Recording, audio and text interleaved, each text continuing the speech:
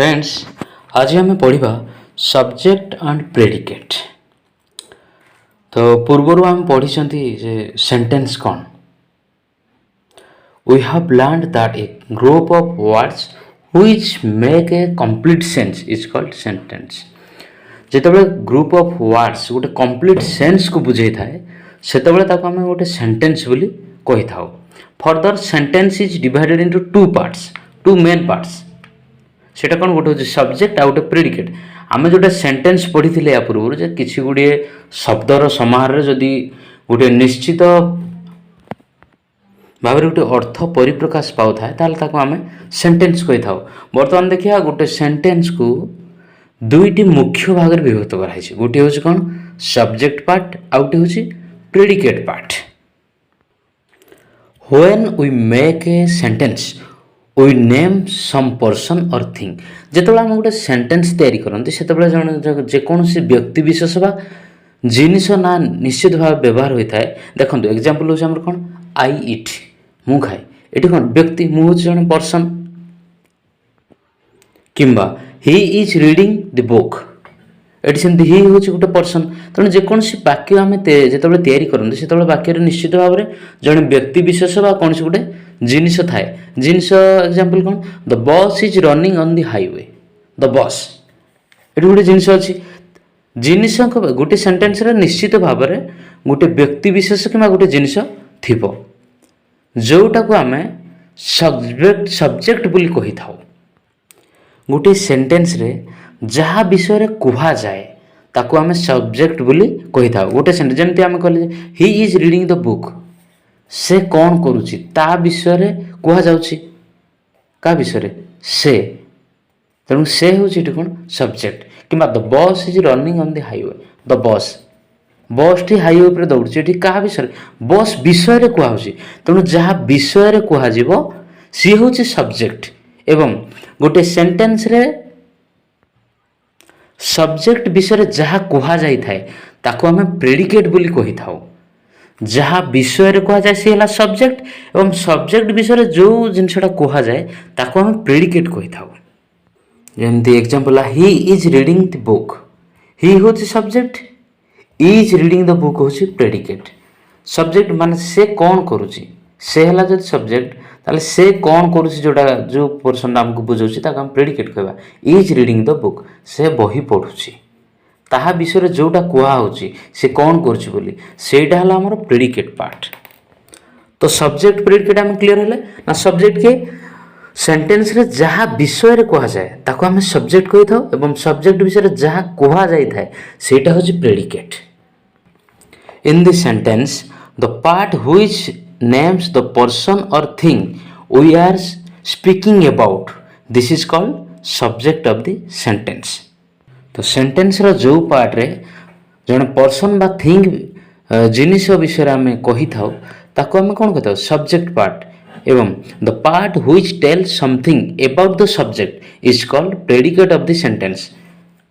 गोटे sentence predicate के ना सब्जेक्ट विषय जहाँ कह जाए सेटा को predicate part of the sentence बोली कह जाए। एग्जांपल सी डांसेस सी हूँ कौन ये सब्जेक्ट कहीं आम क्या विषय कहते सी विषय कहते। तेणु जहाँ विषय कह जाए सी है सब्जेक्ट एवं सब्जेक्ट जहाँ करू थाए ताको हम प्रेडिकेट बोली कहू। सी कौन कर डांस कर। तेणु डांसेस हूँ प्रेडिकेट सी हूँ subject. My sister went to school ये बर्तमान क्या विषय कहुच्छी माय सिस्टर विषय कहुच्छी। तेणु माय सिस्टर ला सब्जेक्ट वेंट से कौन करना वेंट टू स्कूल स्कूल को गला। तेणु यहाँ हूँ predicate part. Sometimes the subject may consist of one word और सेवरल वर्ड्स। बेले बेले सब्जेक्ट कौन वन वर्ड आसे बेले बेले सेवरल वर्ड आस। जमी आम एग्जाम कले सी डांसेस ये सब्जेक्ट कौन सी वन वर्ड रहा। ये बर्तमान माय सिस्टर ये हूँ सब्जेक्ट पार्ट दुईटा वर्ड रोचे। कि आउट एग्जांपल देखा the time to select the players has arrived. बर्तमान सब्जेक्ट कौन है the time to select the players. बर्तमान जहाँ विषय कहुच्छी एटा कि the time to select the players केते गुड़े ये शब्द रहा। गोटे सब्जेक्ट पार्ट रे वन वर्ड रही पार अनेक वर्ड रही पार।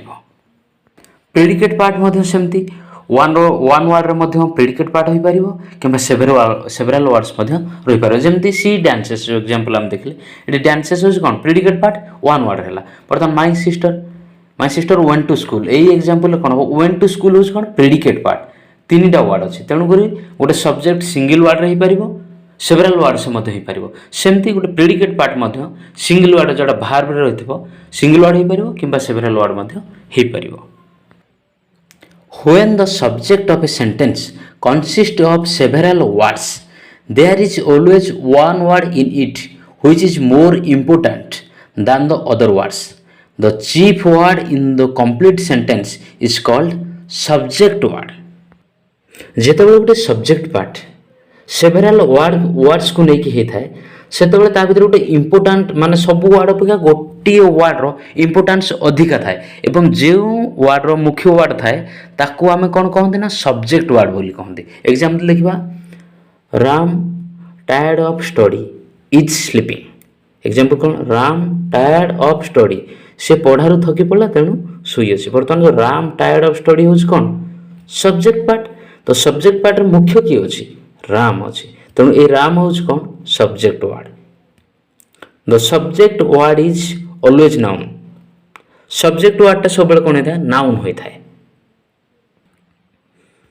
ଦ subject of a sentence usually comes first but occasionally it is put after the predicate ଆମର ଯେକୌଣସି ସେଣ୍ଟେନ୍ସରେ ସବଜେକ୍ଟଟା ସାଧାରଣତଃ ପ୍ରଥମେ ଆସିଥାଏ ବେଳେବେଳେ ଏମିତି सब्जेक्टा पचर आसता कि मैक्सिमम जगार आम जेनेली सब्जेक्ट आरंभ था जमी my sister went to school subject पार्टा कौन अच्छे माई सिस्टर आरंभ रही आम एग्जांपल गोटे देखा हियर अराइव्स द ट्रेन बर्तमान here arrives the train here arrive the train कौन हियर अराइव्स द ये पर्यंत हो कौन ये है प्रेडिकेट वर्ड सब्जेक्ट गोटा ट्रेन दि ट्रेन सब्जेक्टा कौन पचर आसला in imperative sentence the subject is left out imperative sentence रे कौन हुए सब्जेक्ट जना पड़ेनि जमी एग्जांपल गो देयर मैं कहली गो देयर ये सब्जेक्ट किए अच्छी यू अच्छी कहीं यूटा हाइड हो रही मुझे जन कहूँ सेठा जाओ माने जन कहूथे ना निश्चित सब्जेक्ट तो निहाती अच्छी कि यू तेणु ए सब्जेक्ट पार्टा कौन हाइड हो रहे